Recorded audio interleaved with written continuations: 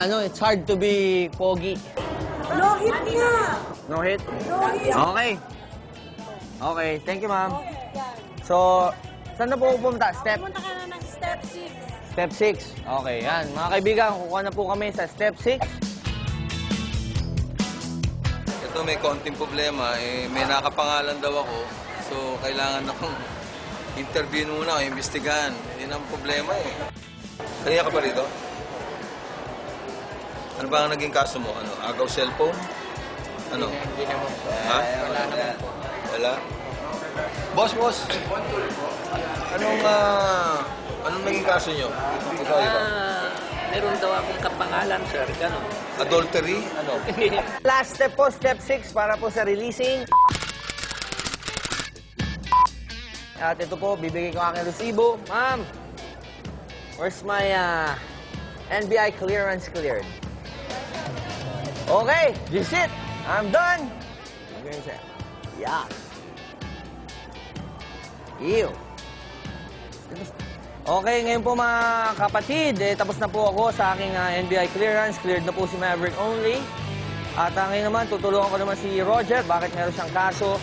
Alamin natin at pupunta tayo sa investigation unit ng NBI. Mr. Ariel Villasanta.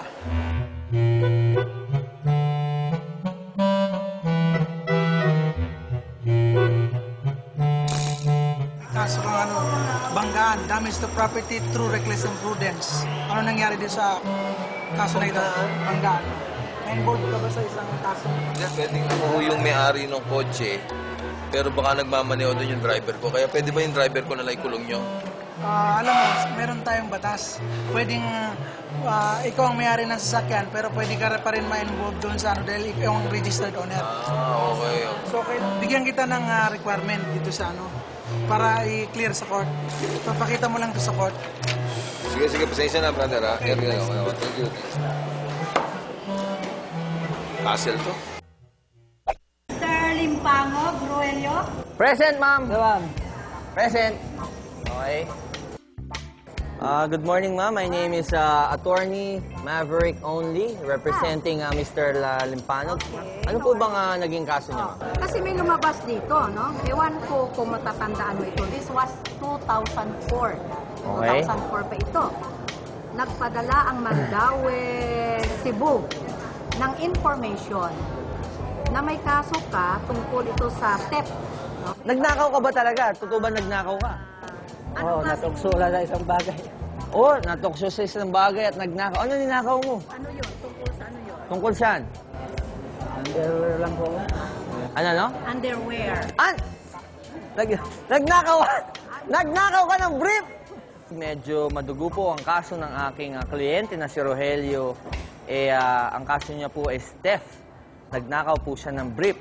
Nakulong po siya ng 3 buwan dahil lang doon sa pagnanakaw ng underwear.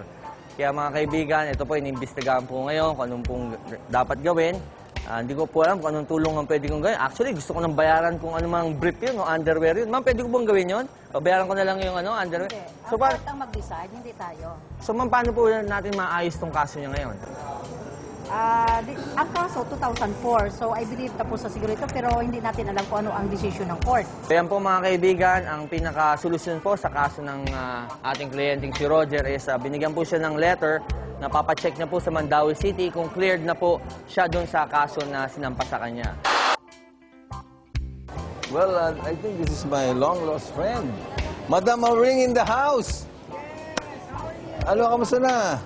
Ano na? Ha? Daming pera ni Madam Auring, ha? Madam Auring, halika, kamusta na? Sandali lang, ha? Kumbaga, may iba change costume, ito naman change piluka. Well, Madam Auring in the house. Well, Friend, how are you? ayos lang. Kamusta na? Miss kita. Kamusta ka naman? Ito, medyo naghahanap ng boyfriend. Talaga, hindi ka pa ba nakakahanap? Wala pa nga eh. Ikaw naman kasi, inaayawan mo ko eh. Hindi naman sa ganon. Ikaw ba, kailangan kasi ngayon, bago ka magka-girlfriend, dapat may NBI clearance ka ba? Ay, dati na ako may NBA clearance. Ayun. Isang baul na nga eh. Isang baol, ah. Good luck. Panoorin. Salamat. Ay, sus ko naman, no, inagawa mo ako ng eksena. Pwede ba makakiss? Pwede, pwede. Ayoko dito, dyan. Oh, sige, pwede. Pwede. Isa pa. Yan. Palagay ko naiingit si Maverick ngayong mga oras na to. Wala si Maverick eh. What's up? Maverick only, cleared. Ha? Ano ba yan? Parang lungkot mo ah. Mukhang hit na hit ka ngayong araw na to ah. Anong hit? Parang hindi naman ako yung nakabangga, yung driver ko. Ano, ingit ka ano? Ha? Oh, paano ba yan? Pare, total ikaw naman ang puno ng kaalaman at baka pirated ka na ng ating alamin. Ikaw na mag-explain. Sige na. Ating alamin. Okay. Ayan po mga kaibigan, napakabilis na po. Kumuha po ng NBI clearance dito po sa NBI. Ang NBI po ngayon, wala na sa Taft Avenue. Nandito na po sila sa Victory Mall, dito po sa Caloocan, sa may monumento. Basta ako, ang tip ko lang sa kanila, pare, pag bago kayo pumunta dito, siguraduhin yung hindi kayo mga kriminal, wala kayong napatay. Baka nakalimutan nyo, may napatay kayo kahapon. Ay, lagot kayo. Oo, tama. Ikaw, anong tip mo, brother? Ako naman, ang tip ko because this is a government agency, dapat po agahan nyo po ang pagpunta at be sure po, dala nyo po ang inyong mga requirements, nakasulat po dito sa baba at magdala po kayo ng tubig. Pare ako, hindi mo lang mga kaibigan, ito yan. Umaapaw po ang aking kaligayahan. Pare, alam mo kung bakit? Bakit, pare? Dahil unang-una, pare, nakikita mo ba yan?